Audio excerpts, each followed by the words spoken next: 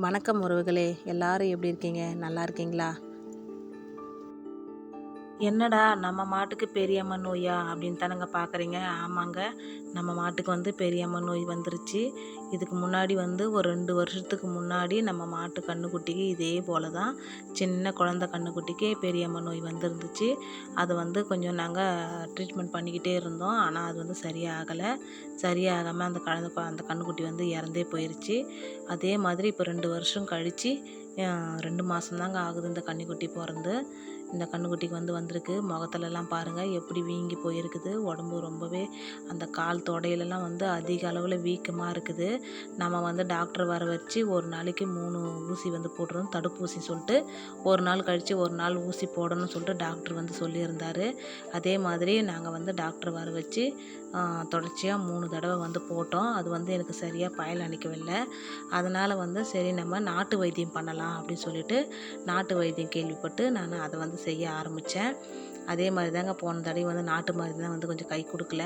சரி பார்க்கலாம் அப்படின்னு சொல்லிட்டு இந்த தடவை நாங்கள் அதே மாதிரி வேப்பிலை, அதுக்கப்புறம் மஞ்சத்தூள் சேர்த்து நல்லா மிக்சியில் அரைச்சிட்டு அதை நல்லா பேஸ்ட்டாக நல்லா நைஸாக எடுத்துகிட்டு அதில் நம்ம வேப்ப எண்ணெய் சேர்க்கணுங்க. வேப்ப எண்ணெய் சேர்த்து அதில் அந்த உடம்பு கொப்பளை எழும்பி அதில் புண்ணு அடிபட்டு புண்ணாக ஆகிடும்.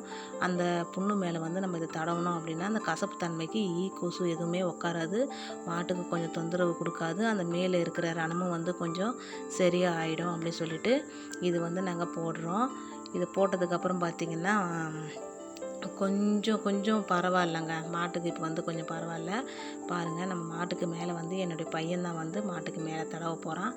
வேப்பெண்ணெய் கசப்புக்கு கொசுவெல்லாம் மாட்டு மேலே முக்காது. அதுக்காகத்தான் இந்த வேப்ப எண்ணெய் போடுறது. பாருங்கள், கால் ஒரு கால் சுத்தமாக நடக்கவே முடியல. கீழே அந்த கால் கூட கீழே வைக்க முடியாத அளவுக்கு ரொம்பவே பெருசாக வீங்கி போயிட்டுருச்சு. பெரிய மாடாக இருந்தாலும் பரவாயில்ல, ரொம்ப சின்ன கன்றுக்குட்டி பாவங்க ரொம்பவே கஷ்டப்படுது. இந்த கன்றுக்குட்டிக்கு அந்த கீழே என் பையன் பார்க்குறான் இல்லையா, அங்கெல்லாம் ரொம்பவே புண்ணாக ஆயிடுச்சுங்க. கன்றுக்குட்டி ரொம்பவே கஷ்டப்பட்டுருச்சு. பால் குடிக்க கூட முடியல. அந்த அளவுக்கு அதிக அளவில் கஷ்டமாக போச்சு கன்றுக்குட்டிக்கு.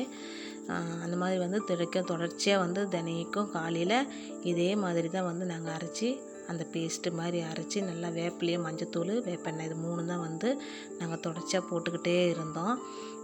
போட்டுட்டு அதுக்கப்புறம் பார்த்திங்கன்னா இதில் ஒரு கன்றுக்குட்டிக்கு வந்தது அப்படின்னாலுமே நம்ம இருக்கிற மாட்டுங்களுக்கெல்லாம் பரவுறதுக்கு நிறையவே வாய்ப்பு இருக்குதுங்க. அதனால் நம்ம இந்த கன்றுக்குட்டிக்கு மற்ற மாட்டுங்களுக்கு பரவுறதுக்கு முன்னாடியே மாட்டுங்களுக்கு முட்டை கொடுக்கணும். மாட்டுக்கு முட்டை கொடுத்தோம் அப்படின்னா, நாட்டுக்கோழி முட்டை வயிற்றுக்கு கொடுத்தோம் அப்படின்னா மற்ற மாட்டுங்களுக்கு பரவாது அப்படின்னு சொல்லிட்டு நாங்கள் என்ன பண்ணோன்னா மாட்டுக்கு முட்டை வாங்கிட்டு போட ஆரம்பித்தோம். ஒரு முட்டை நம்ம வெள்ளைக்கோழி முட்டை இருக்கு இல்லையா, அதை விட நாட்டுக்கோழி முட்டை தான் ரொம்பவே நல்லது அப்படின்னு சொல்லிட்டு காலையில் மாட்டுக்கு தண்ணியெல்லாம் வச்சு முடிச்சுட்டு வேலையெல்லாம் முடிச்சுட்டு அதுக்கப்புறம் பார்த்திங்கன்னா நாட்டுக்கோழி முட்டை போட ஆரம்பித்தோம். ஒரு பெரிய மாட்டுங்களுக்கெலாம் 2 முட்டை போட்டோம் வயிற்றுக்கு. அதுக்கப்புறம் சின்ன கன்றுக்குட்டிகளுக்கெலாம் ஓடு எடுத்துகிட்டு முட்டை அதுக்குள்ளே இருக்கிற கருவு மட்டும் நம்ம மாட்டுக்கு கொடுத்தோம் வயிற்றுக்கு.